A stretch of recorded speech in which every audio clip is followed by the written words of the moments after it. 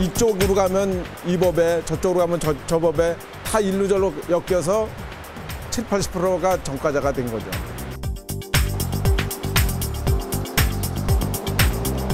생존권 사수죠. 우리는 못 살겠다. 이제 일어난 거죠.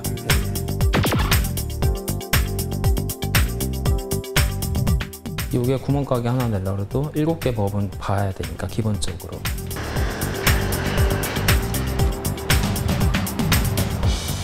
기업이란 게 없기 때문에 재정 자립도는 바닥에서 뭐 1, 2, 3등 해도 과언이 아닙니다.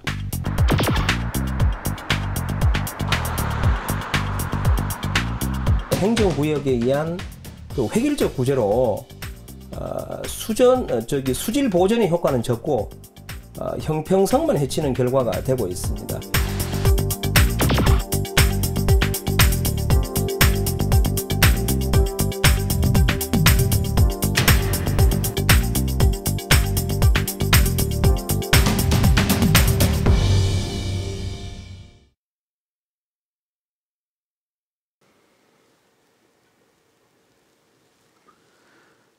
이 한 잔의 물, 가정에 따라서는 정수기를 사용하거나 혹은 수돗물을 직접 드시는 정도의 차이는 있겠지만 보통은 손쉽게 이 물을 마실 수 있습니다. 하지만 이 물이 우리에게 오기까지 얼마나 많은 과정을 거치고 있는지 생각해 보셨습니까? 수도권에서 사용하는 상수도의 원천, 수원지는 바로 보시는 것과 같은 팔당댐입니다. 팔당댐에 모아진 물은 다음과 같은 과정을 거치게 되는데요. 댐에서 시작한 물은 취수장과 착수정, 혼화지, 응집지, 침전지, 여과지, 염소 투입, 그리고 정수지까지 가는 총 9단계의 정수 과정을 거치게 되고 250여 가지에 이르는 수질 검사 항목을 통과해야 상수도관을 통해서 각 가정에 전달될 수 있습니다. 그런데 이 물 한 잔에 누군가의 희생이 녹아져 있다면 믿으시겠습니까?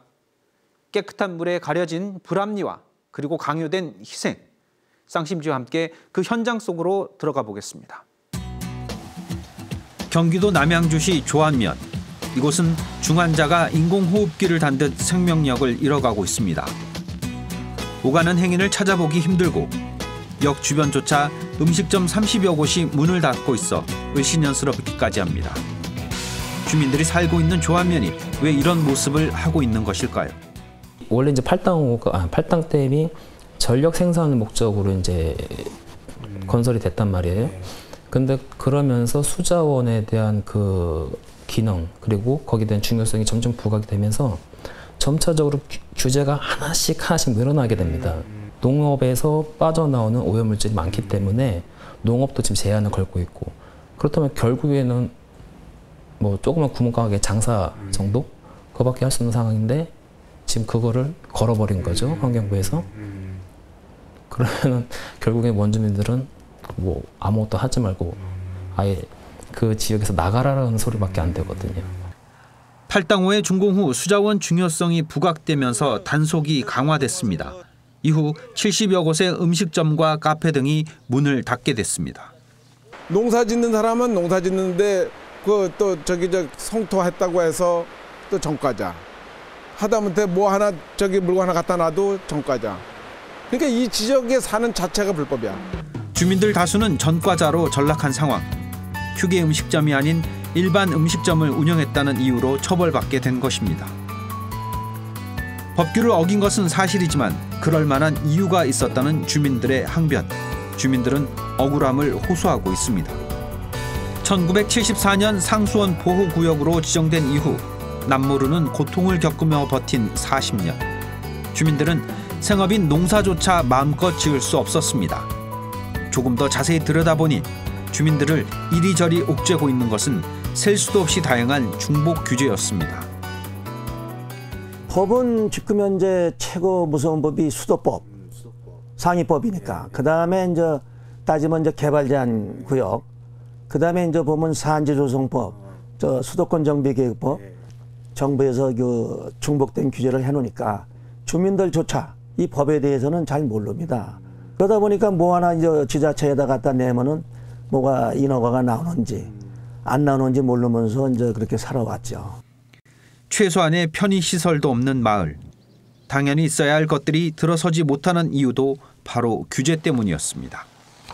아주 애처로운 게 뭐냐면 저쪽 지역, 저쪽에 가서 저쪽은 다 음식점이고 뭐고 다 생활 편의시설이 다 갖춰져 있어.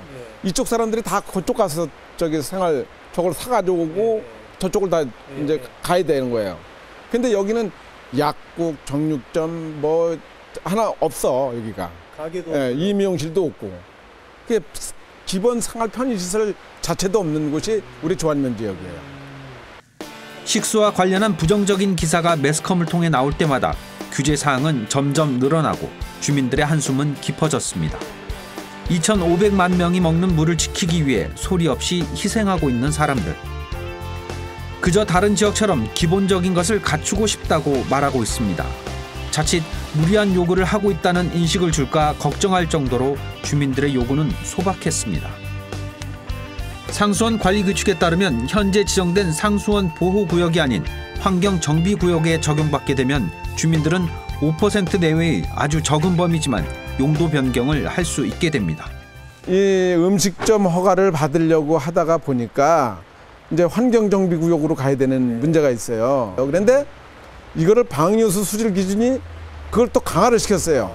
근래에 강화를 시켜서 보니까 환경정비구역으로 가도 지금 환경정비구역 지정한 곳이 있어도 음식점 허가를 못 받아. 환경정비구역으로 지정받기 위해 15년 동안 노력해온 주민들. 하지만 주민들의 바람과 달리 그 사이에 기준이 강화되면서 구역 변경은 기대할 수 없게 됐습니다. 환경정비구역 지구 지정 안에서는 음식점 허가가 이제 상수원 관리 규칙에 그 한 5% 정도, 호수 총 호수의 5% 정도를 이제 내주게 돼 있고, 이제 진중리 같은 경우 종말 처리장은 이제 새로 전년도에 준공이 됐는데 방류 수질 기준 50%에 들어오면은 10%까지 허가를 내주게 돼 있습니다. 상황을 바꿔보려 애를 쓰고 있지만 오히려 규제만 늘어나고 있습니다. 그런데도 여전히 정부는 오염 방지니 과밀 억제니 하는 딴 세상 이야기만 늘어놓습니다. 그렇다면 주민들의 생활권은 누구에게 보상받아야 하는 것일까요? 또 누가 주민들을 보호해 줄 수 있을까요? 남양주시는 최근까지 환경부의 용도 변경과 증축을 완화해 줄 것을 지속적으로 건의했지만 아직까진 제자리 걸음입니다. 마땅히 중복 규제는 철폐돼야 됩니다. 사람이 살지 않는 그 팔당호는 사실 누가 지킵니까? 주민이 지키는 겁니다. 마땅히 해서 주민들이 이런 중복 규제를 계속 정부가 강행한다면은 사실은 주민은 갈 곳이 없습니다. 그럼 마지막으로 뭘 선택하겠습니까? 동물보dom도 못한 삶을 살아오는 게 이 팔당호 주민들입니다. 삶에 대한 생존권이 달려있는데 물관리 정책에서 원 정책만 피우고 안 되면 오염 총량제를 할 필요가 없었죠. 남양주시 조안리에는 우리가 흔히 볼 수 있는 약국이나 미용실과 같은 이른바 근린생활시설이 단 한 곳도 없습니다. 또 농촌임에도 불구하고 닭 한 마리도 마음대로 키울 수 없고 차를 세우기 위해서 땅을 평평하게 다지는 일도 문제가 될 수 있습니다. 이곳엔 흔히 말하는 현미경 규제가 적용되고 있기 때문인데요. 문제는 이 지역 주민들도 또 관할 공무원도 그 규제를 잘 알고 있지 못하다는 데 있습니다. 수도권 정비계획법에 따른 자연보전권역, 수도법에 따른 환경정비구역, 상수도 보호구역, 국토의 계획 및 이용에 관한 법률에 따른 개발 제한구역, 군사기지 및 군사시설보호법에 따른 군사시설보호구역, 환경정책기본법에 따른 팔당 특별대책지역 등 이름 대기도 버거운 규제들이 주민들의 손과 발을 묶고 있었습니다. 주민들이 받는 고통은 셀 수 없이 많은 수도권 규제가 원인입니다. 수도권으로 몰리는 인구나 공장을 억제해 지방의 균형 발전을 도모하는 것이 규제의 이유입니다. 수도권을 규제하는 의미는 크게 수도권에서 과도하게 집중된 인구 및 산업의 적정 배치를 유도하여 수도권의 질서 있는 정비와 균형 있는 발전을 기하기 위함입니다. 1983년에 시행된 수도권 정비계획법이 가장 강력한 규제로 작용하면서 여기에 군사시설 보호구역과 개발 제한구역, 팔당 특별대책지역, 농지법, 산업 직접 활성화 및 공장 설립에 관한 법률 등 10개 이상의 규제 법령이 이 지역에 복합적으로 적용되고 있습니다. 이 중 수도권 정비계획법은 경기도의 86%를 3가지 권역으로 구분했습니다. 과밀 억제 권역과 성장 관리 권역, 자연 환경 보전 권역입니다. 이 중 과밀 억제 권역은 인구와 산업이 지나치게 집중돼 정비할 필요가 있는 지역을, 성장 관리 권역은 산업의 입지와 도시의 개발을 적정하게 관리할 필요가 있는 지역을 지정했습니다. 마지막으로 한강 수계의 수질과 녹지 등 자연 환경을 보존할 필요가 있는 곳을 자연 보존 권역으로 구분했습니다. 하지만 수도권 정비계획법은 기본적으로 대학의 신설을 금지하고 공장 총량제, 공업 입지 규제 등을 적용하고 있습니다. 여기에 자연 보존 권역으로 지정되면 대형 건축물의 신축이 금지되고 4년제 대학 이전도 막히게 되는 겁니다. 남양주시 조안면과 광주시, 양평군, 가평군 등은 여기에 덧붙여 팔당 특별대책지역 규제도 받고 있습니다. 일정 규모 이상의 건축물과 음식점, 공장 설치가 모두 금지된 것입니다. 제일 큰 게 이제 팔당 상수원 보호 규제인데 이제 거기를 기본적으로 수도권 규제가 적용이 되고요. 자연보전권역 규제가 하죠. 또 환경기본법이라든지 상수도법이라든지 한강 수계원, 그러니까 굉장히 중복적인 규제라는 게 또 우리가 정말 어떤 사람은 셀 수도 없다 이라고 누구는 한때는 16개라는 얘기도 있고 이게 셀 수가 없는 거예요. 사실 중복 규제를 겪어보지 않은 사람들이 그 어려움을 이해하기란 쉽지 않습니다. 온몸을 묶으면 신체가 자유롭지 못해 불편하듯 중복 규제는 주민들의 생활 자체를 묶어버린 것인데요. 또 다른 규제, 수도법 내 상수도 보호구역 지정은 더 많은 생활 행위를 금지하고 있었습니다. 상수원이라는 것이 음용이나 공업용으로 사용되는 물을 그렇게 좀 깨끗하게 관리하기 위해서 있는 지역이거든요. 그래서 상수원 보호구역에서는 상수원을 오염시킬 수 있는 행위, 분뇨를 배출을 한다든지 아니면 폐기물이나 폐수를 이렇게 강에다가 배출한다거나 이런 행위들을 다 금지를 하고 있습니다. 주민들이 자발적으로 환경 보호 활동을 펼치고 상수원 보호를 위한 캠페인을 열기도 했지만 주민들이 겪는 규제는 좀처럼 나아지지 않았습니다. 저희는 기본적으로 수질은 보존은 해야 된다고 생각을 합니다. 그리고 지역 개발도 균형을 이루어야 된다고 생각을 합니다. 하지만 주민들이 최소한으로 먹고 살 수 있을 정도는 열어줘야 되지 않겠나. 서울시가 배출하는 기준만큼이라도 우리도 그렇게 맞춰달라 라고 하면은 여기에 이제 지역 개발이 많이 될 수가 있죠. 근데 하지만 그렇게 하진 않는다는 거, 그리고 인정하지 않는다는 게 그게 좀 문제죠. 이렇게 중복된 규제는 결국 다양한 분야에 피해를 양산하게 됐습니다. 가장 두드러진 것이 기업의 이전입니다. 2004년부터 2014년까지 지방으로 이전한 기업은 535개에 이르렀습니다. 투자를 포기하거나 해외로 간 기업은 지방으로 이전한 기업보다 3배나 많았습니다. 수도권 정비계획법상 수도권 규제를 함으로써 얻은 것도 있을 겁니다. 예를 들어 보면 세종시로 옮겼다든지 이런 것들은 굉장히 지역 균형 발전에 도움이 됐을 겁니다. 그러나 반대로 보면 기업들이 동남아나 중국이나 베트남, 요즘은 인도까지 이야기하고 있지 않습니까? 이런 점에서 보면 대외 경쟁력 강화에 한계가 있었지 않았나, 이런 것은 이런 것이 아닌가 싶습니다. 이 기간 경제적 손실을 살펴보면 62개 기업이 공장 신증설 투자 시기를 놓쳐 총 3조 3,329억 원의 경제적 손실이 발생했고 12,059개의 일자리 창출 기회 역시 이렇습니다. 하지만 우리와 비슷한 상황에 놓였던 다른 나라들은 전혀 다른 결과를 만들어냈던 것으로 조사됐습니다. 일본 같은 경우에도 삼겹권이에요. 뭐냐면 일본은 동경권이 서비스가 발전하고 본사 위주이기 때문에 아무 문제가 없는 거예요. 수도권 규제하고. 피해를 본 데가 어디야? 바로 오사카였던 거였어요. 그래서 오사카가 이 규제 풀고 많이 혜택을 받거든요. 그러니까 그런 거고. 파리권 같은 경우에는 그 경기도에 해당 일드-프랑스는 또 어떻게 하냐면 수도권 규제 비슷한 과세를 해요. 아그레망 이런 걸 하거든요. 면적에 맞춰가지고. 근데 그걸 누가 쓰냐면 일드-프랑스가 쓰는 거예요. 일드-프랑스에 낙후된 지역에. 예를 들어서 파리에다 돈을 부과하면 파리 1,000만 원을 나오잖아요. 그 1,000만 원은 그 일드-프랑스에 못 사는 지역들이 쓰는 거예요. 수평적 재정들을 하는 거고 우리 같은 경우에는 이걸 계속 이제 다 매겨가지고 딴 지방에서 쓰자는 거거든요. 그러니까 좀 굉장히 달라요. 지역별 특성에 차등을 두어 적용한 일본, 피해 낙후 지역에 대해 보상하는 프랑스. 규제 중심의 정책으로 억압하기만 하는 우리의 제도와는 전혀 다른 해법이 아닐까요?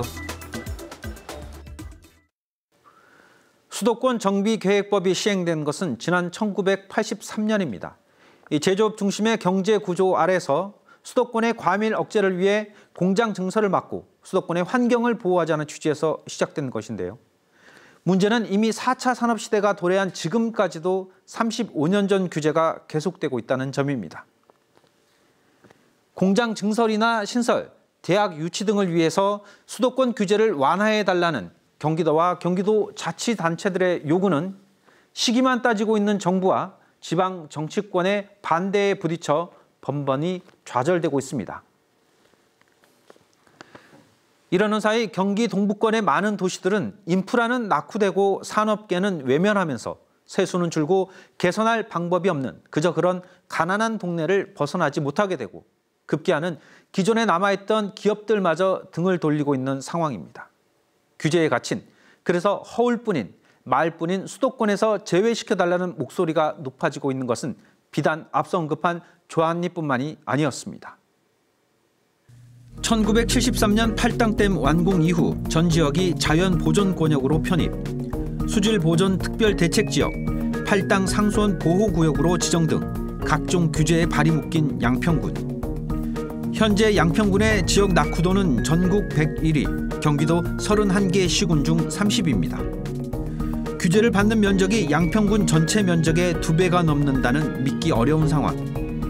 더욱 안타까운 것은 양평군의 동쪽 끝에 있는 양동면이 처한 현실입니다. 강원도하고 접경 지역이 있으면서 양동은 계정천, 단석천, 석곡천의 지류가 어디로 흐르게 되냐면 문막을 통해서 성강 지류를 통해서 한강으로 유입됩니다. 그럼에도 불구하고 이 양동면이 경기도라는 미명 아래 똑같이 자연환경 보존 권역에 지정됨으로써 각종 규제를 받고 있는 지역입니다. 강 하나를 사이에 두고 마주보고 있는 양평군 양동면과 강원도 원주시의 문마급. 경기도와 강원도에 속했다는 사실만 다른 동일한 생활권인 두 지역입니다. 하지만 수도권에 속한 양동면과 강원도 문마급의 격차는 점점 커지고 있습니다.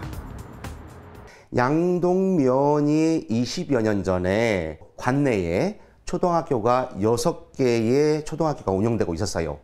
그런데 지금은 한 개의 초등학교와 그의 부속 분교로 운영되고 있거든요. 무슨 얘기냐면 그만큼 인구가 많이 줄었다. 표면적으로 확실하게 느낄 수가 있어요.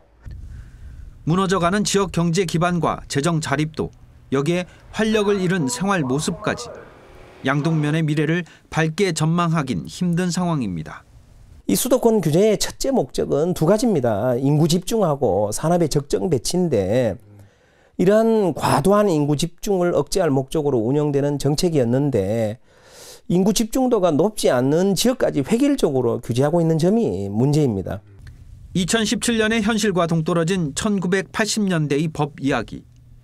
양동면과 앞서 본 남양주시 조안면, 그리고 가평군, 광주시. 얼마나 더 많은 피해 주민들이 있을까요? 양서면 증동 지역에 인성 메디컬이라는 기업이 있었습니다. 근데 그게 2014년대 원주시로 이전했는데 이 이전의 사유가 뭐냐면 법률상으로 1,000평방미터 이상이 됐을 경우에는 면적이 양평은 규제를 받고 있습니다. 그러니까 이 영업을 확장을 해도 확장을 할 수가 없기 때문에 부득이에 원주시의 산업단지로 이정한 사례가 있습니다. 각종 규제로 인해 기업이 자리할 수 없는 도시, 기업이 확장하려 해도 더 키울 수 없는 곳. 그래서 자꾸만 지방으로, 해외로 떠나는 기업들. 더 큰 문제는 기업이 떠나는 곳엔 주민들도 남지 않으려 한다는 겁니다. 우선 수도권 규제 자체가 핵심은 기업을 규제하는 거예요, 사실은. 왜냐하면 그 이르면 82년에 제정이 될 때 인구 집중 유발 시설의 핵심으로 생각이 공장이었다고요. 그러다 보니까 결국은 이 수도권 규제가 적용되는 지역에는 공장이 마음대로 입지를 할 수가 없는 거예요. 수도권과 지방의 균형을 맞추기 위해 하나 둘씩 생겨난 수도권 중복 규제. 그런데 지금은 의문이 듭니다. 대체 어느 지역과 어느 지역의 균형을 맞춘다는 것일까요? 경기도 광주시. 이곳 역시 다수 기업이 있었지만 수도권 중복 규제로 상당수 기업이 이곳을 떠났습니다. 남아있는 기업도 이전을 고려하고 있습니다. 저희들이야 어차피 이제 지방 세수입도 있고 해서 기업들을 좀 이렇게 유치하는 게 지방자치단체 되면서 필수적으로 할 일들이 있는데 오히려 막지를 못하고 떠나가는 입장이다 보니까 그렇다고 해서 그걸 갖고 뭐 기초단체에서 해결할 수 있는 방법이 또 없는 상황이고. 도시 침체를 우려한 광주시가 발벗고 나섰지만 규제를 벗어나기엔 역부족. 심각성을 더해가는 수도권 규제에 해결책은 없는 걸까요? 인구 밀도가 서울의 20분의 1, 기타 광역시의 6분의 1, 3분의 1 정도에 불과하거나 특히 우리 경기 동북부 지역의 경우 인구가 감소하고 있는 지역도 있거든요. 이런 인구가 감소하고 있는 지역에도 불구하고 수도권 규제라는 이게 획일적으로 규제를 하고 있는 점이 문제라고 보여지고 과연 35년 동안 지속되어 온 이런 수도권 규제 정책에 대해서 현 시점에서 다시 한번 재평가해 볼 필요성이 있는 시기라고 보여집니다. 현실에 맞지 않는 수도권 규제는 주민은 물론이고 기업과 국가 경쟁력에도 걸림돌이 되고 있습니다. 한국경제연구원이 조사한 자료입니다. 2009년 이후 수도권 입지 규제로 인한 기업의 경제적 손실 조사에서 지방 이전과 투자 철회, 투자 보류와 같은 항목들이 두드러지게 나타나고 있는 것을 볼 수 있는데요.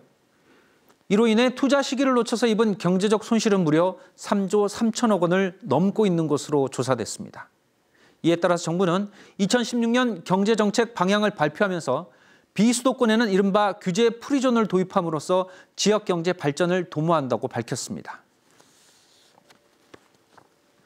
반면 수도권 동북부 낙후 지역에 대해선 수도권 정비계획법상의 규제를 완화하겠다고 밝혔지만 정작 수도권 인접 지역은 그 대상에서 제외했습니다.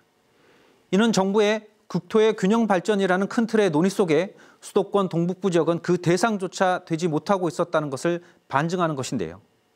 그렇다면 이 같은 중복 규제를 합리적으로 조정할 수 있는 방법은 없는 것일까요?